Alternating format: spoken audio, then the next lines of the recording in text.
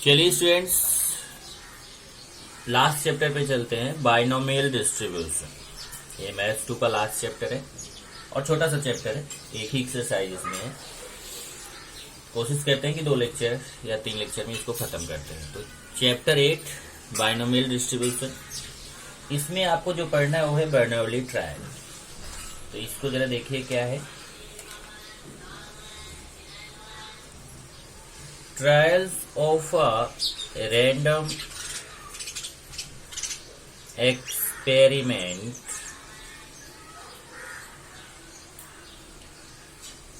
are called Bernoulli trials if they satisfy the following conditions.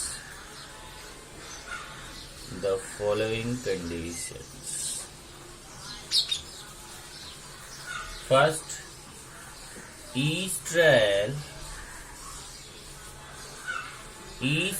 has exactly 2 outcomes: success or failure. Second, the probability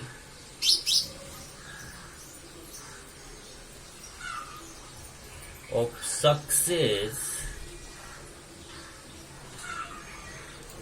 remains the same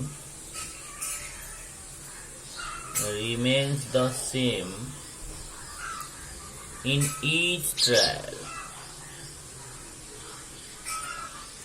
ये देखिए condition है Bernoulli trial के लिए जो आप पढ़ने जा रहे हैं। पहले तो ये है कि ऐसा ट्रायल, जैसे आप देखो अभी आप पढ़ रहे थे प्रोबेबिलिटी डिस्ट्रीब्यूशन, तो उसी से रिलेटेड यहाँ पर है। पर बर्नौली ने क्या बोला कि अगर ऐसा ट्रायल हो जिसमें केवल 2 ही कंडीशन हो, या तो सक्सेस या फेलर, मतलब जो हम चाह रहे हैं वो सक्सेस हो गया, जो हम नहीं चाह रहे हैं वो फेलर हो गया। अगर 2 ही कंडीशन है, तीसरा कंडीशन नहीं है, ईच ट्रायल है एग्जैक्टली 2 आउटकम, सक्सेस और फेलर। और जो सक्सेस है उसकी प्रोबेबिलिटी हर टाइम सेम रहे, ऐसे नहीं कि डिफरेंट पॉइंट पे सक्सेस की प्रोबेबिलिटी चेंज हो जाए, वो भी नहीं चलेगा। ये 2 कंडीशंस अगर है तो उसको वहां पे हम बोलते हैं बर्नौली ट्रायल। तो यहाँ पे अगर हम देखें तो अब हमें पढ़ना है बर्नौली ट्रायल। अगर एक कंडीशन है तो फिर Bernoulli distribution,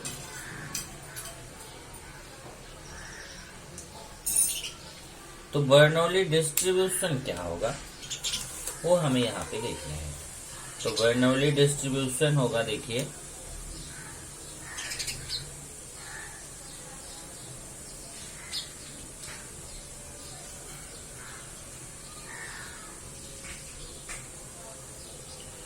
x P x, आप फाइंड करते थे ना प्रोबेबिलिटी डिस्ट्रीब्यूशन का।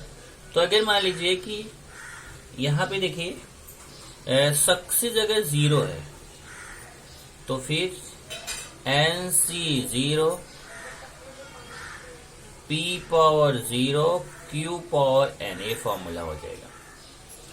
और अगर सक्सेस 1 है तो N C 1, P power 1, Q power N minus, ये देखिए यही माइनस होके क्यू आता। अगर इसकी पावर पी और क्यू का प्लस करेंगे तो हमेशा सेम रहेगा। एन में 0 प्लस करिए एन आएगा, एन माइनस 1 में 1 प्लस करिए एन आएगा। 2 है N C 2, P power 2, Q power N minus 2 and so on. इसी तरीके से अगर आपका एन सक्सेस n है तो आपका हो जाएगा N C N, P power n, Q power 0। इस तरीके से आपका ये तो प्रोबेबिलिटी डिस्ट्रीब्यूशन होगा। उसके बाद आपका आता है प्रोबेबिलिटी फंक्शन। प्रोबेबिलिटी ये तो आपका बर्नौली डिस्ट्रीब्यूशन, या इसी को हम बाइनोमियल डिस्ट्रीब्यूशन भी बोलते हैं। बाइनोमियल डिस्ट्रीब्यूशन बर्नौली ने दिया था इसलिए उनके नाम पे बर्नौली डिस्ट्रीब्यूशन है, या इसी को हम बाइनोमियल डिस्ट्रीब्यूशन बोलते हैं। क्योंकि ये जो बाइनोमियल थ्योरम आपने पढ़ा था कुछ उसका यूज हो रहा है, देख रहे हैं ना, बाइनोमियल थ्योरम अपने लेवल पे पढ़ा था। तो यहाँ पे अब हमें जो पढ़ना है वो है बाइनोमियल फंक्शन। बाइनोमियल फंक्शन एक फॉर्मूला है जो आपको याद करना है, यहाँ पे उसी फॉर्मूले से क्वेश्चन रहेगा। प्रोबेबिलिटी फंक्शन, प्रोबेबिलिटी फंक्शन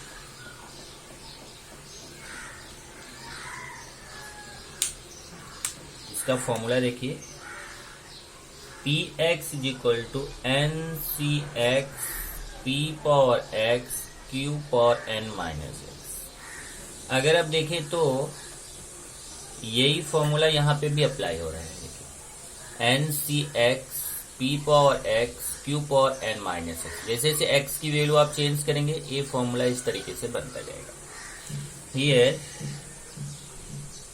ध्यान रखना, ए कैपिटल पी है, प्रोबेबिलिटी स्मॉल पी है, क्यू है, तो P means probability of success. Probability of success, ये सक्सेस की प्रोबेबिलिटी है, मतलब जिसकी प्रोबेबिलिटी हमें फाइंड करना है। और क्यू है probability of failure, probability of failure, ये probability of success, probability of failure. और ये फॉर्मूला याद करना है, probability of success x equal to N C x P power x Q power N minus. इस पे आपका ये फॉर्मूला फिर से याद कर लीजिए, P X equal to N C x P power x Q power N minus X. कैसे? जैसे यहाँ पे x है तो एन सी एक्स, यहाँ जैसे 1 रहेगा तो एन सी 1, 2 रहेगा तो एन सी 2, 3 रहेगा तो N C 3।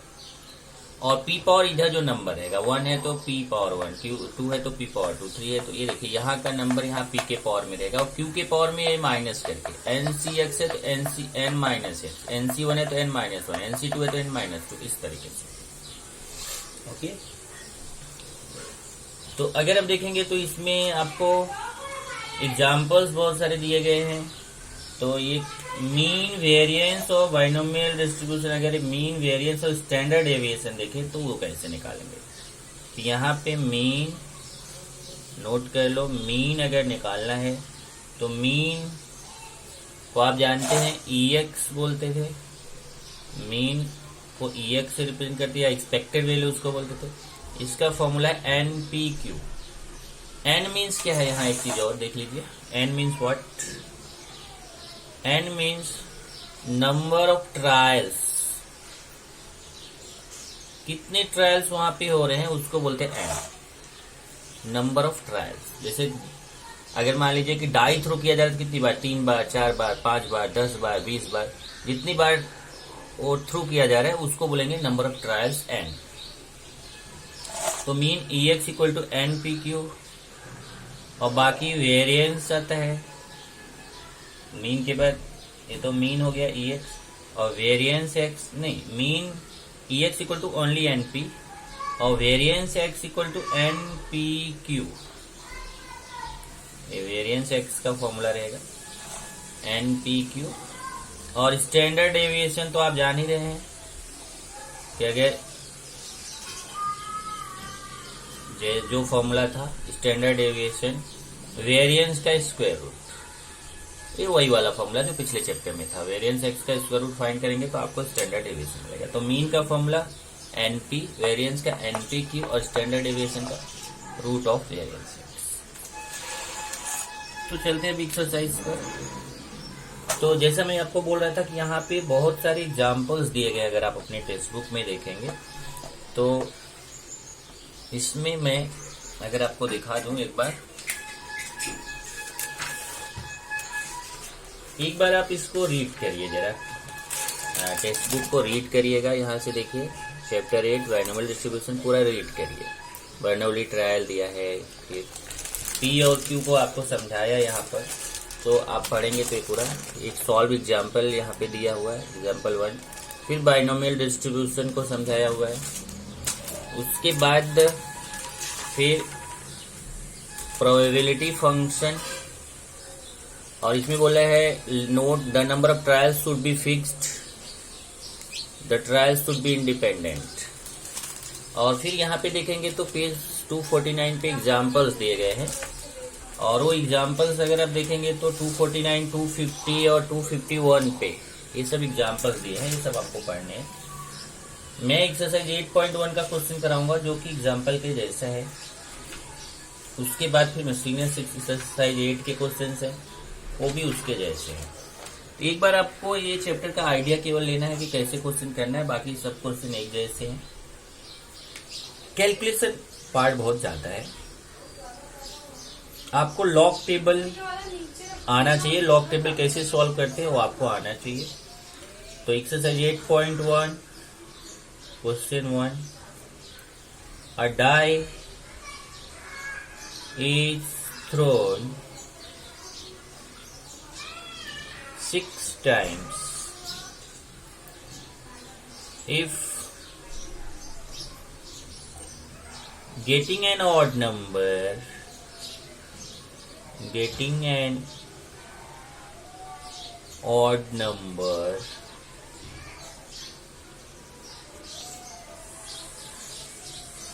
is a success. Find the probability of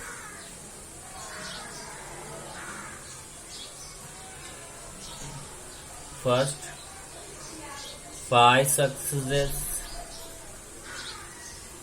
second at least 5 successes, third at most 5 successes.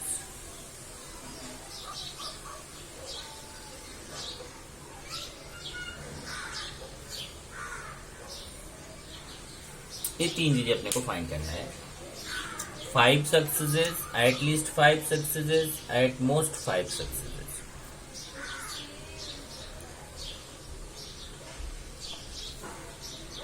Okay, चलिए सोल्यूशन पे चलते हैं। ये फर्स्ट क्वेश्चन है, यहीं से आप आइडिया ले लो ये क्वेश्चन कैसा करना है। सब क्वेश्चन एक जैसे हैं। पहले अ डाई इज थ्रोन 6 times। जो अपना फॉर्मूला है उसमें 3 चीजें हैं, ध्यान रखना। एक है एन पी क्यू। क्वेश्चन में ये 3 चीजें आपको ढूंढना है, N P Q. N means number of trials, P means probability of success, और प्रोबेबिलिटी ऑफ सक्सेस मिल गया तो क्यू निकालने का तो फॉर्मूला आपको बताया था 1 माइनस पी। तो पी मिल गया तो क्यू मिल ही जाएगा 1 माइनस पी से। तो पहला है अ डाई इज थ्रोन 6 times। तो नंबर ऑफ ट्रायल्स है कितनी बार, 6 बार। तो n इक्वल टू 6 हो गया, n मिल गया। If getting an odd number is a success, let x equal to getting an odd number. x जो रैंडम वेरिएबल x है उसको मान लिया getting an odd number, and p is equal to probability of getting an odd number. अब देखिए odd number आपको अगर आप देखें तो डाई अगर आप थ्रो करते हो तो डाई में टोटल कितने नंबर्स होते हैं, 6 नंबर्स, 1 2 3 4 5 6। ओके, डाई अगर है तो क्या रहेगा 1 2 3 4 5 6। अब उसमें ऑड नंबर्स कौन सा होता है 1 3 5। ऑड नंबर्स की प्रोबेबिलिटी कितनी हो जाएगी, ये देखिए 3/6, क्योंकि 1 2 ये देखिए 1 3 5 कितना हो गया 3 हो गया, और टोटल 6 है तो प्रोबेबिलिटी 3/6 हो जाएगी। ये हो गया 3/6 मीन्स 1/2। तो P आ गया कितना 1/2। अब P जब 1/2 मिल गया तो Q फाइंड करते हैं, प्रोबेबिलिटी ऑफ फेलियर। मतलब फेलियर का मतलब क्या हुआ, सक्सेस का मतलब odd number getting odd number, तो फेलियर का मतलब होता है getting not a odd number, odd number नहीं मिलेगा, तो getting not an odd number. तो Q is equal to 1 minus P, 1 minus 1/2, ए बी माइनस करेंगे 1/2, तो Q इक्वल टू 1/2। तब अपना हम फॉर्मूला लेंगे। तो probability mass function PMF of given random variable x is given by,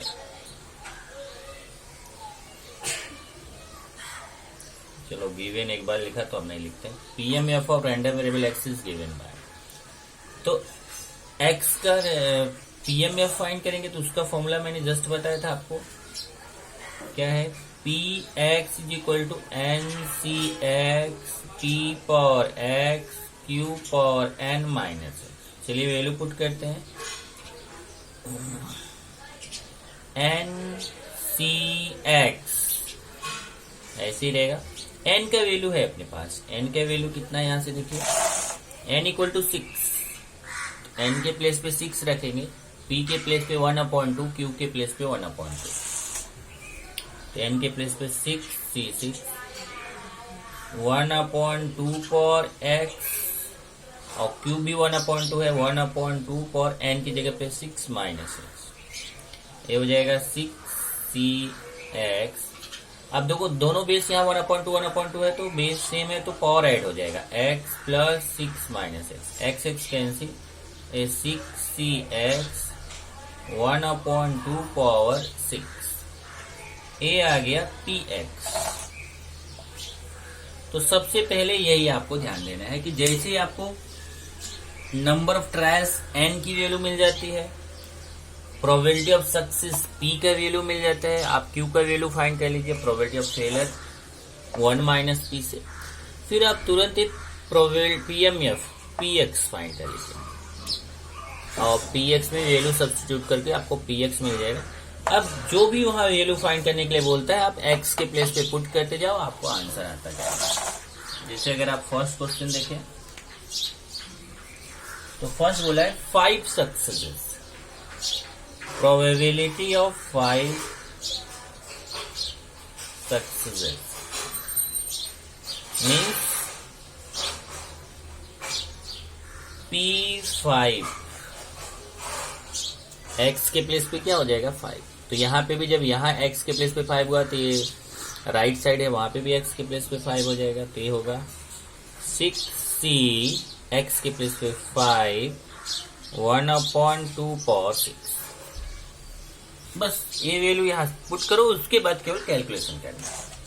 अब आप कैलकुलेशन करिए, 6c5 के वैल्यू आप NCR का फॉर्मूला, यहाँ पे n factorial upon r factorial n minus r factorial, तो ऐसे 6c5 है तो 6 factorial upon 5 factorial 6 minus 5 factorial, ए 6 इंटू 5 फैक्टोरियल, 6 को 6 into 5 factorial upon 5 factorial 6 minus 5 factorial 1 factorial, ये कैंसिल हो जाएगा, 6 अपॉन 1 फैक्टोरियल 1, तो आंसर आएगा 6। और ये 1/2 पावर 6, 1 का पावर 6 तो 1 आएगा, और उसके बाद आप 2 का पावर 6 करेंगे तो 2 का पावर 6 कितना आएगा 32, फिर ये 2 से कैंसिल हो जाएगा, तो आंसर आएगा कितना 3/16। ये हो गया प्रोबेबिलिटी ऑफ 5 सक्सेसेस।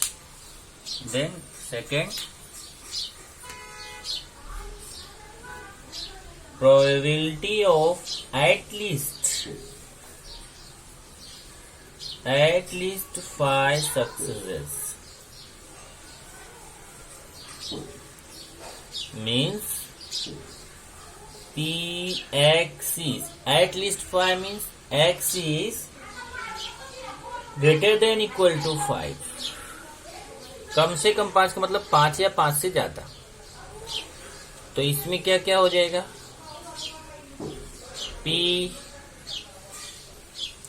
5 और उससे ग्रेटर, तो अब डाई को कितनी टाइम आप थ्रू कर रहे हो? 6 टाइम।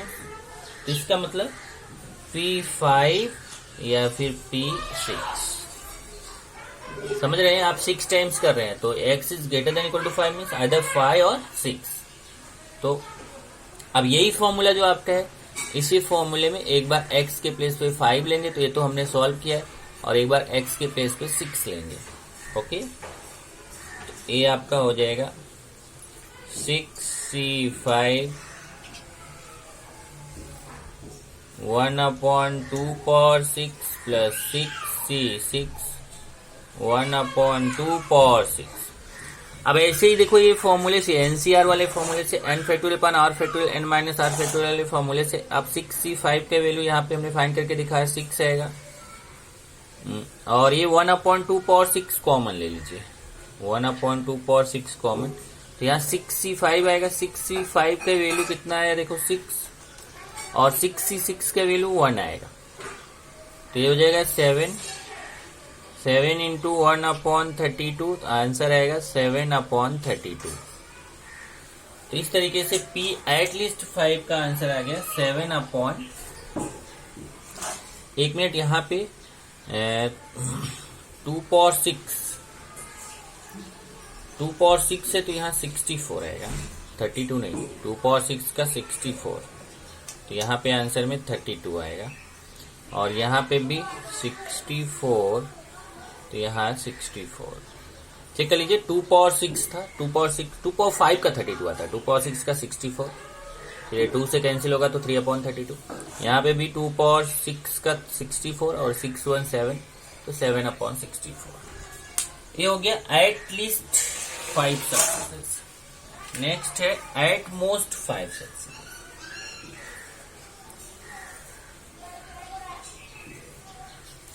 थर्ड है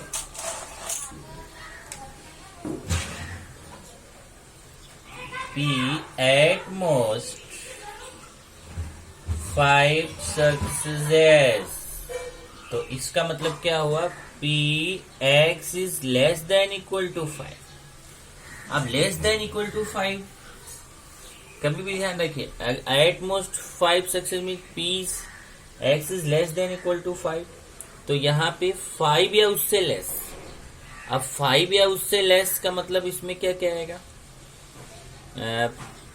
P5, P4, P3, P2, P1, P0, 5 से लेके 0 तक, 0 1 2 3 4 5।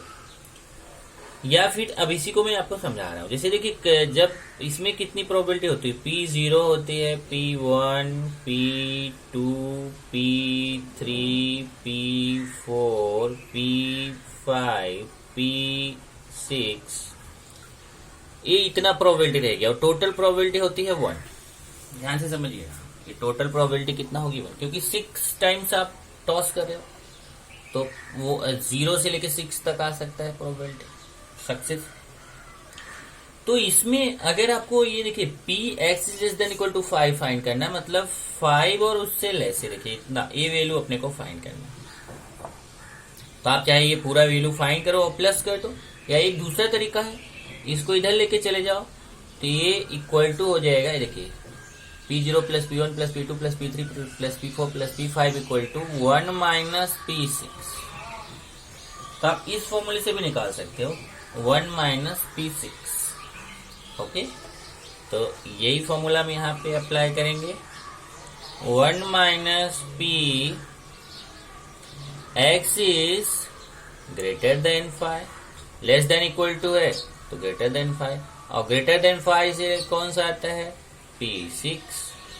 1 माइनस P6 का फाइंड करिए, 6c6 x पावर 6 मतलब P पावर 1/2 पावर 1/2 पावर 6, तो 6c6 का वैल्यू फाइंड करेंगे तो आएगा कितना? 1, और इसका 1/64, 1 माइनस 1/64, तो 64 माइनस 1/64, तो आंसर आ जाएगा 63/64।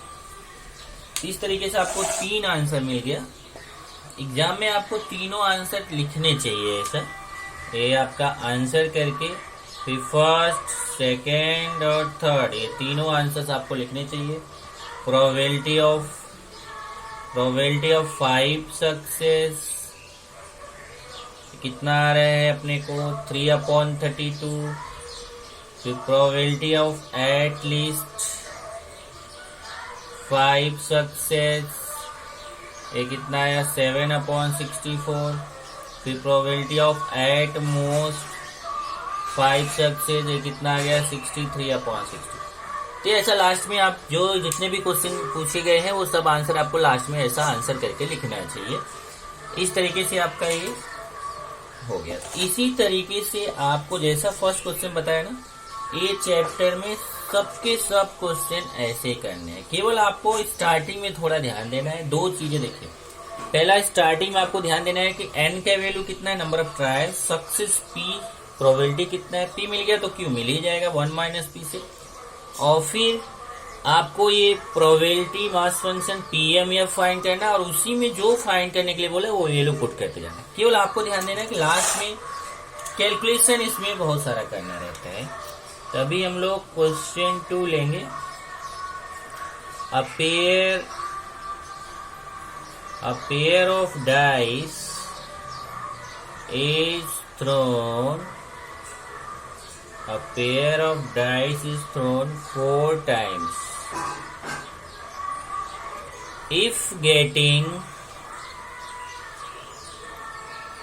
a doublet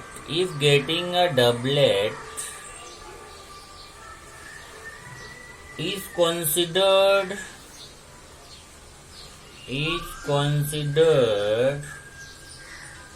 a success, find the probability of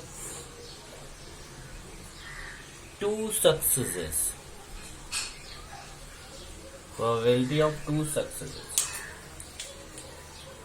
चलिए सोल्यूशन पे चलते हैं। यहाँ पे a pair dice is throne 4 times. अब देखिए कितने टाइम्स 4 टाइम्स, तो ये आपका n का वैल्यू मिल गया। तो सबसे पहले n मिल गया अपने को। A pair of dice is throne 4 times, so n = 4। पहली वैल्यू अपने को n की मिल गई। उसके बाद तक p और q लेंगे। Let x = number of getting a doublets,